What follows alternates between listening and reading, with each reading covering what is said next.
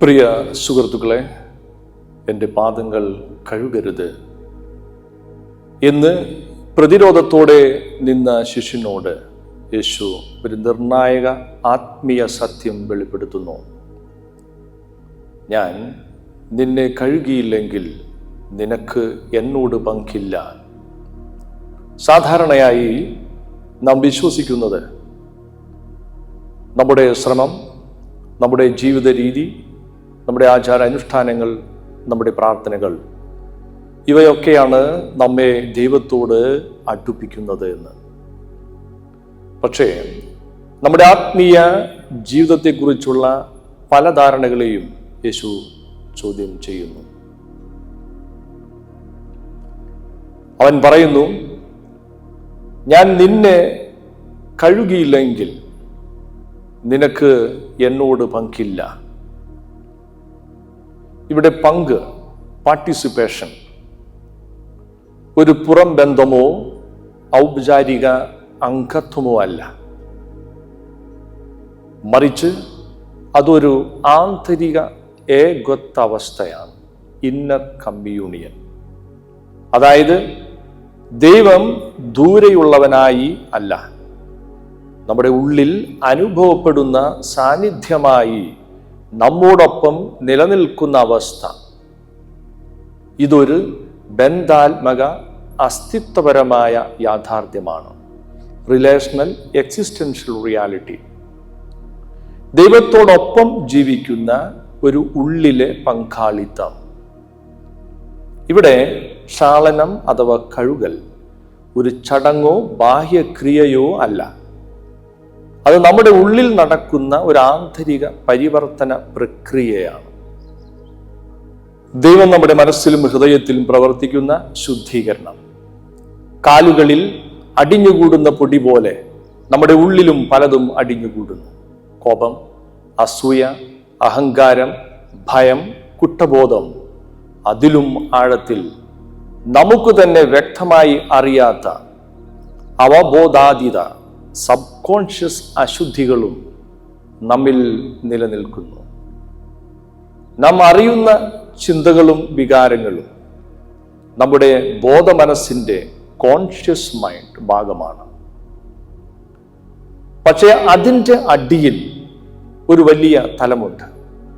അവിടെ പഴയ അനുഭവങ്ങൾ, മറന്നുപോയ വേദനകൾ, അടിച്ചമർത്തിയ വികാരങ്ങൾ, ബാല്യകാലത്തിൽ രൂപപ്പെട്ട ധാരണകൾ, നമ്മൾ തന്നെ നമ്മെക്കുറിച്ചുണ്ടാക്കിയ നിഗമനങ്ങൾ, ഇവയെല്ലാം തെറ്റാകണമെന്നില്ല. പക്ഷെ ഇവ നമ്മെ അറിയാതെ നിയന്ത്രിക്കുന്ന ശക്തികളായി മാറുന്നു, നമ്മുടെ പ്രതികരണങ്ങളെ രൂപപ്പെടുത്തുന്നു, നമ്മുടെ ചിന്തകളെയും വികാരങ്ങളെയും ബന്ധങ്ങളെയും നയിക്കുന്നു. എന്തിന് നാം പ്രാർത്ഥിക്കുമ്പോഴും ദൈവത്തെ തേടുമ്പോഴും ഈ അവബോധാതീത ഘടകങ്ങൾ നമ്മുടെ ആത്മീയ അനുഭവത്തെ സ്വാധീനിക്കുന്നു.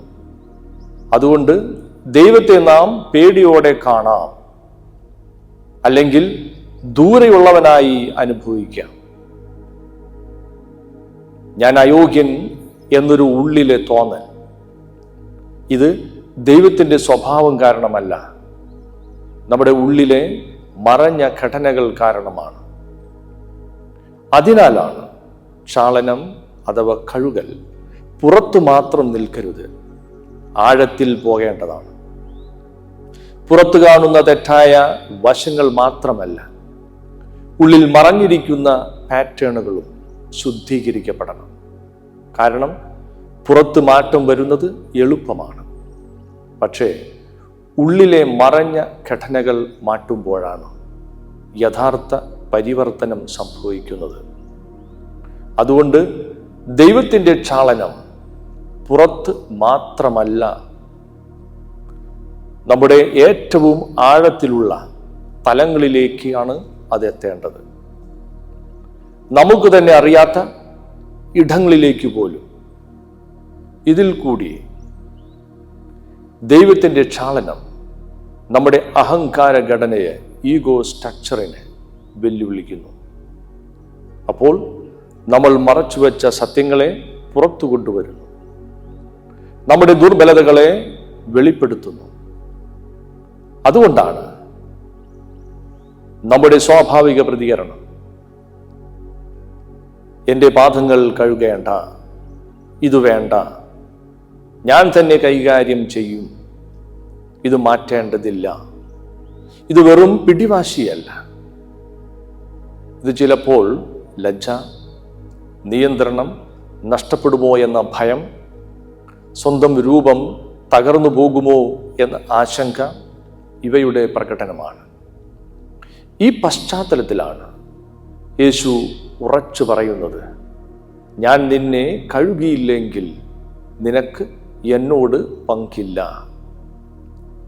ഇതൊരു ഭീഷണിയല്ല, ഒരു ആത്മീയ സത്യത്തിൻ്റെ പ്രഖ്യാപനമാണ്.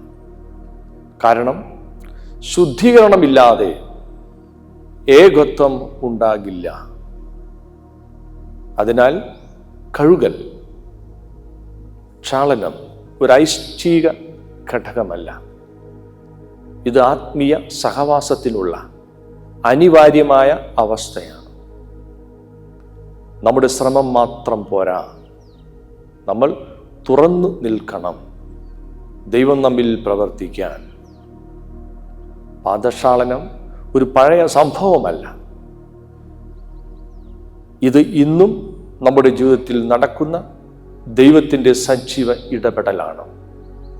നമ്മെ തകർക്കാനല്ല, പുനർനിർമ്മിക്കാൻ, ശിക്ഷിക്കാനല്ല, ശുദ്ധീകരിക്കാൻ, അകറ്റാനല്ല, അവൻ്റെ അടുക്കൽ കൊണ്ടുവരുവാൻ.